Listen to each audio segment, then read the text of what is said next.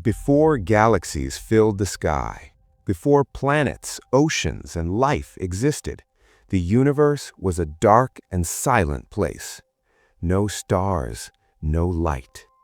For hundreds of millions of years after the Big Bang, the cosmos was filled only with vast clouds of hydrogen and helium drifting through darkness. And then, something extraordinary happened. Gravity began to pull this cosmic gas together. Temperature rose, and the first stars ignited. These first lights of the universe changed everything. They forged the elements that would later form planets, oceans, and even the atoms inside our own bodies.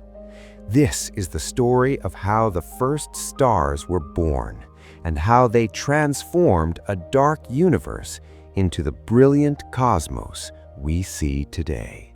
When we look up at the night sky, we see thousands of stars shining across the darkness. But these stars were not always there. Astronomers believe the universe is about 13.8 billion years old. Yet the first stars did not appear immediately after the Big Bang. For hundreds of millions of years, the universe remained dark.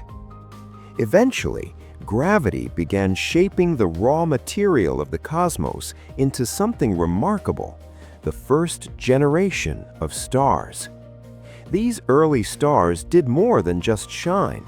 They changed the chemistry of the universe, produced the first heavy elements, and laid the foundations for galaxies, planets, and life itself. To understand the birth of these first stars, we must first understand what a star actually is. A star is essentially a giant glowing sphere of plasma held together by gravity. At its core, incredible temperatures and pressures allow atomic nuclei to fuse together. This process, called nuclear fusion, releases enormous amounts of energy, which escapes as light and heat. The closest example of a star is our own sun. But stars exist in astonishing numbers. Astronomers estimate that the observable universe contains somewhere between 10 to the 22 and 10 to the 24 stars, far more than all the grains of sand on Earth. Most of these stars exist inside galaxies. A galaxy like the Milky Way contains hundreds of billions of them. But all stars, including the Sun, begin life in a similar way. Their birth starts inside enormous clouds of gas floating between the stars. These clouds are known as molecular clouds. They are extremely cold and thin, yet they can span dozens or even hundreds of light years. Inside these clouds, gravity slowly begins to work its magic. To understand the first stars, we must travel back to the earliest period of cosmic history. Shortly after the Big Bang, the universe was extremely hot and dense. Over time, it expanded and cooled. As it cooled, the first atoms formed, mostly hydrogen and helium. These simple elements filled the universe in enormous clouds. But there was still a major difference between this early universe and the one we see today. There were no stars. This era is sometimes called the Cosmic Dark Ages. Without stars, there was no visible light. The universe was dark, quiet, and slowly evolving. But gravity was already at work. Tiny fluctuations in density, regions where matter was slightly more concentrated, began pulling in surrounding gas. Over millions of years, these regions grew larger and denser. Eventually, the first star-forming clouds began to collapse. The birth of a star begins when gravity pulls gas together inside a dense region of a molecular cloud. As the cloud collapses, the gas and dust inside it become more tightly packed. This collapse forms smaller, dense clumps within the cloud. These clumps are sometimes called Bach globules. Inside these collapsing regions, something important happens. Gravitational energy converts into heat. The more the gas collapses, the hotter it becomes. Eventually, the temperature at the center becomes extremely high.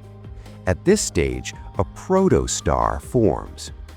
A protostar is not yet a true star. It is a young object still gathering material from the surrounding cloud. For millions of years, gravity continues compressing the protostar. The temperature in its core rises higher and higher. When the core reaches several million degrees, the crucial moment finally arrives. Nuclear fusion begins. Hydrogen atoms start combining to form helium. When fusion ignites, the protostar becomes a true star. A new light is born. The first stars in the universe were very different from most stars today. Astronomers call them population 3 stars. These stars formed from the pure primordial gas created after the Big Bang. Unlike modern stars, they contained almost no elements heavier than helium. That might sound like a small difference, but it had enormous consequences. Because heavier elements help cool gas clouds, their absence meant early star-forming clouds behaved differently. Without efficient cooling, the collapsing clouds became extremely massive. As a result, the first stars were probably far larger than the Sun.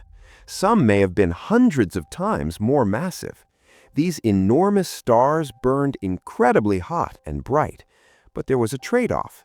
Massive stars burn through their fuel very quickly.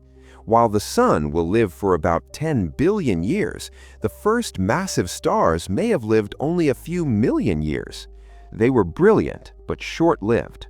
Once nuclear fusion begins in the core, a star enters the longest phase of its life. This stage is called the main sequence. During this time, the star remains stable. Gravity pulls inward, trying to collapse the star. At the same time, the energy from nuclear fusion pushes outward. These forces balance each other perfectly. This delicate balance is known as hydrostatic equilibrium. As long as fusion continues in the core, the star remains stable. For most stars, this phase lasts about 90% of their lifetime. Inside the core, hydrogen atoms fuse into helium. Every fusion reaction releases energy. Although each reaction produces only a tiny amount of energy, the enormous number of reactions happening every second powers the star's intense brightness. In stars like the Sun, the core temperature reaches about 16 million degrees Celsius. In more massive stars, it can reach tens of millions of degrees. The first stars played a crucial role in shaping the chemical makeup of the universe. At the beginning, the cosmos contained only hydrogen, helium, and tiny traces of lithium. But stars are powerful cosmic factories. Inside their cores, nuclear fusion builds heavier elements. Hydrogen fuses into helium. Helium can fuse into carbon. Carbon can lead to the formation of oxygen and other elements. In very massive stars, fusion continues through many stages, creating elements like neon, silicon, and iron. This process is called stellar nucleosynthesis. Without stars, the universe would contain only the simplest elements. Everything around us, from the oxygen we breathe to the iron in our blood, was forged inside stars. In a very real sense, we are made of star material. Because the first stars were so massive, their lives ended dramatically. Once their nuclear fuel was exhausted, the balance inside the star collapsed. Gravity suddenly took over. The core rapidly collapsed inward. In many cases, this triggered one of the most powerful explosions in the universe, a supernova. For a brief moment, a supernova can shine brighter than an entire galaxy.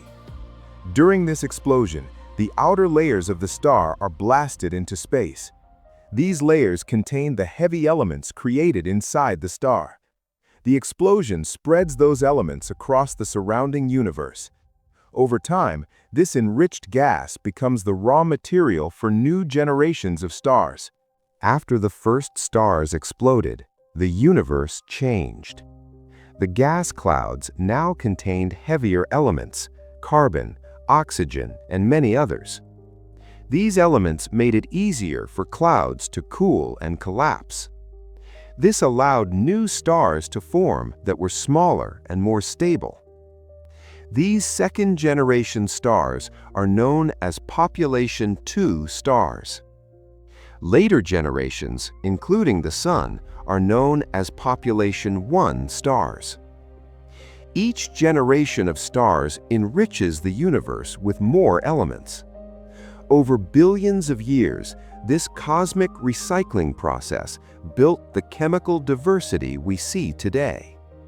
Planets, oceans, and eventually life itself became possible. Stars rarely form alone. Most are born in groups inside large star-forming regions. Some form binary systems where two stars orbit each other. Others form massive clusters containing thousands of stars. Entire galaxies are built from these stellar populations. A typical galaxy, like the Milky Way, contains hundreds of billions of stars. Across the observable universe, there may be more than 2 trillion galaxies. Altogether, the number of stars in the cosmos is almost beyond imagination. Yet every single one began in the same way, from the collapse of gas under the pull of gravity. Even though stars are incredibly numerous, they are separated by vast distances. The closest star beyond the Sun is Proxima Centauri, about 4.24 light-years away. If a spacecraft traveled there at the speed of the space shuttle, the journey would take roughly 150,000 years. These enormous distances explain why stars appear as tiny points of light in the night sky. Despite their incredible size, they're simply too far away to see clearly. Inside a star, several layers work together to transport energy outward. At the center is the core, where nuclear fusion occurs. Surrounding the core is the radiation zone, where energy slowly travels outward as photons. Above that lies the convection zone, where hot plasma rises and cool plasma sinks, transporting energy through motion. The visible surface of the star is called the photosphere. Above the photosphere lies the star's atmosphere, including the chromosphere and the corona. From the corona, streams of charged particles flow outward in a stellar wind. In the Sun, this solar wind extends far beyond the planets, forming a protective bubble called the heliosphere. Stars come in many sizes and temperatures. Astronomers classify them according to their surface temperature. The hottest stars belong to class O, with temperatures above 30,000 degrees. Cooler stars fall into classes B, A, F, G, K, and M. Our Sun belongs to class G. Small red stars, known as red dwarfs, are the most common stars in the universe. Some of these stars may live for trillions of years. In contrast, the largest stars live only a few million years before exploding. The birth of the first stars changed the universe forever. Their light ended the cosmic dark ages. Their explosions created the first heavy elements. Their radiation shaped the formation of galaxies, and their remains seeded the cosmos with the materials needed to build planets and life. Without the first stars, the universe would be a cold and simple place, filled only with hydrogen and helium. Instead, the universe became rich, complex, and full of possibility. Every star we see today is part of a long cosmic story that began billions of years ago. The first stars ignited in darkness, transforming the universe with their light and energy. They lived fast and died violently, but their legacy continues. The atoms in our bodies were once inside ancient stars. The oxygen we breathe was forged in stellar cores, and the planets beneath our feet formed from the debris of long-dead suns. The universe did not simply appear as we see it today. It was built, star by star, across billions of years. But stars alone did not shape the universe. As generations of stars were born and died, gravity began gathering them into enormous structures. These structures would become the first galaxies, and with them, a new chapter in cosmic history was about to begin.